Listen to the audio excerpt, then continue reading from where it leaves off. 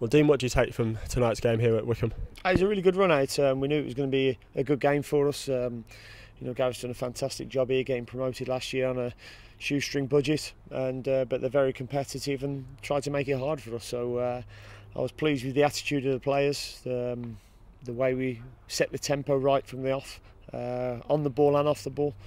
That was really good. I mean, the only thing that was missing was goals. Probably didn't convert enough of our chances when they came about. But overall really pleased. And then we made the subs on 69, and the pace and power that came on was frightening. And Mo's gone and won the penalty, but the number of counter-attacks that we could have had with the pace of Ollie Watkins, Marcus and Chidozie and Emiliano was tough for anybody to face, I think. I mean, you talk about the changes, but in no way did that upset the flow of the team. No, and that's one of our big strengths that we always believe is our style of play, how we want to play football, and there's a seamless transition when you can see it. 10 outfield players come off, 10 go on, and it doesn't stop the flow of how we want to play and how we want to do things. And that's a credit to the players for the information they take on and their tactical knowledge now. And obviously Marcus got the goal. What have you made of him so far in pre-season? No, he's done really well, and he's becoming more of a competitive player, more of a competitive number 9, because he's still a young player. He's got a lot to learn still. I like the fact that he's grabbed the ball, for the penalty, and he's put it away as well. But he's done well so far. We've been with us, and I know there was a lot of talk about him not going to the Euros with Finland, but it was a mutual decision between ourselves and Marcus, and hopefully he reaps the benefits of that. And the player who won the penalty, Moses Onabajo, what's the latest on him? Yeah, well, Mo's coming in to get himself fit, and we're having a good look at him while he's coming in to get fit. So it's a win-win for both parties, really. He's a great lad. A lot of the staff knew him before.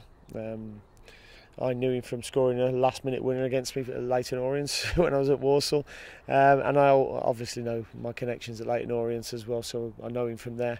And he's a quality player as we've seen, but he needs to prove his fitness and get over the setbacks that he's had over the last 2 years. In terms of the players who weren't here tonight, what's the latest on some of those? Well, Florian's talking to another club. We've accepted an offer.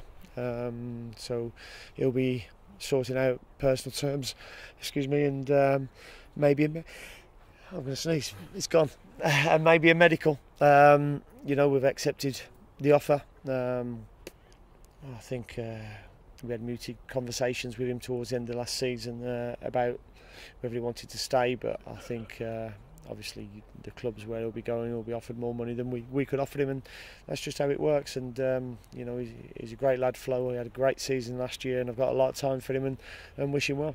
And obviously, the fact you made 10 changes today does show that the depth that's in the squad, as there is. Yeah, there's a lot of depth within the squad, and that's pleasing. And we've still got Ryan Woods, who are rested today, because we've got another run out amongst ourselves on Thursday, and then another game on Saturday. So it's given me the opportunity to do that. He's been doing extra with Chris Haslam. And we've got Saeed, who's still waiting on his international clearance at the moment. So we've got a couple of players, and Dan Bentley wasn't even here today. So, we have got a good squad of players at the moment, and I think we're quite strong. What is the plan for Saturday? Is it throw two teams up in the air and see who lands down in terms of who goes where? No, well, we're playing against a Premier League team at their training ground, and obviously we're at Shrewsbury, and there'll be strong teams going to both. Pre-season, you've seen tonight, I've pulled off 10 outfield players with 20 minutes to go, but this just gives us the opportunity to go and play 90 minutes for a lot of the players who need that. What you don't want to go into is the Rotherham game and some players not having played 90 minutes yet, and sometimes that's how it can be. So we thought it was a good plan with the squad that we've got, and also the B team players as well, who are starting to move up and push for places.